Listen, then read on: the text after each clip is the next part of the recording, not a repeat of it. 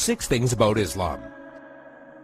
In the words of Swiss journalist and author Dr. Roger de Pasquier, the West, whether Christian or de-Christianized, has never really known Islam. Ever since they watched it appear on the world stage, Christians never ceased to insult and slander it in order to find justification for waging war on it. It has been subjected to grotesque distortions, the traces of which still injure the European mind. Even today, there are many Westerners from whom Islam can be reduced to 3 ideas: fanaticism, fatalism, and polygamy.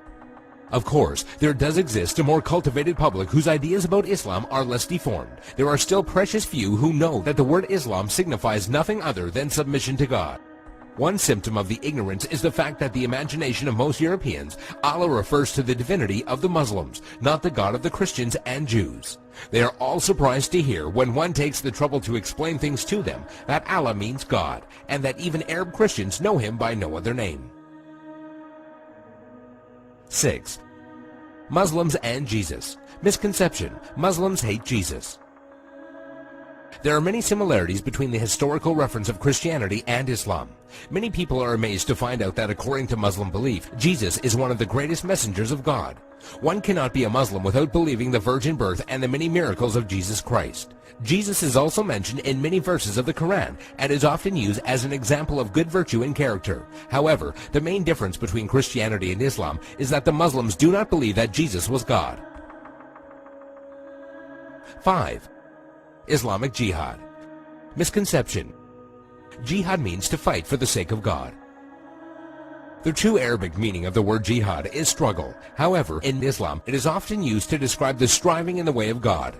There are many forms of jihad, but most important ones are jihad al-nafs, jihad against oneself, jihad bil-lisan, jihad by being vocal, jihad bil-yad, jihad by using action, and jihad bis-sayf, jihad by using the sword. Each jihad is ranked differently, and it was reported that Muhammad returned from a battle and said, "We have returned from the lesser jihad, going into battle, to the greater jihad, the struggle of the soul."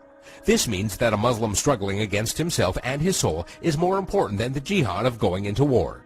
Another misconception is that only when a person dies in war does that person become a martyr. This is, however, false, and it is believed that anyone doing anything for the sake of God and is killed becomes a martyr. A person who dies while performing pilgrimage in Mecca, a woman who dies while giving birth, or even someone who dies in a car crash while he was on his way to the mosque are all considered martyrs. 4. Muslim savages. Misconception: Muslims are savages and barbaric during war.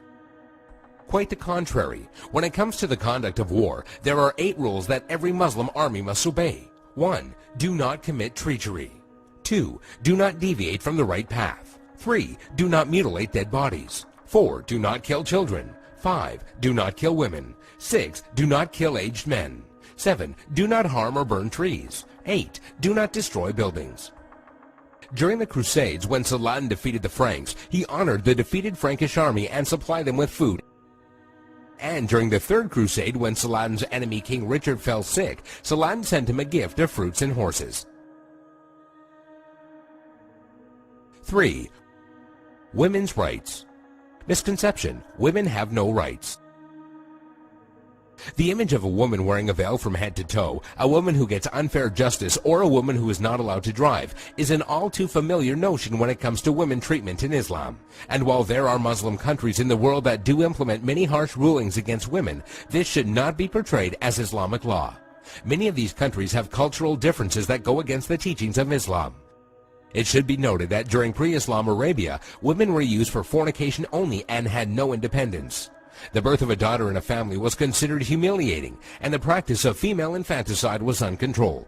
When Islam came back to being, verses in the Quran condemned the practice of female infanticide. Islam gave back many human rights to the women, and Muhammad was even reported saying that women are the twin halves of men.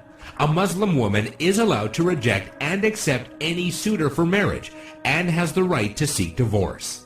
There is nothing in Islam that forbids a Muslim woman from exiting her house and is allowed to drive. Also, in regards to education, a woman is obligated to seek knowledge, and it is considered a sin if she refuses. 2. By the sword. Misconception: Islam was spread by the sword. Historian Delasio Leary states, "History makes it clear, however, that the legend of fanatical Muslims sweeping through the world and forcing Islam at the point of the sword upon conquered races is one of the most fantastically absurd myths that historians have ever repeated. There is no record in history that shows people forced by sword point to convert to Islam. When Islam spread through countries, they would set up private churches and synagogues for the non-Muslims they were governing, and because of the good treatment they had received, they themselves would convert. If one considers the small number of Muslims who initially spread Islam to the west, all the way from Spain and Morocco into the east from India and China, one would realize that such a small group of people could not force others to be members of a religion against their will. It is also interesting to note that when the Mongols invaded and conquered large portions of the Islamic Empire, instead of destroying the religion, they adopted it.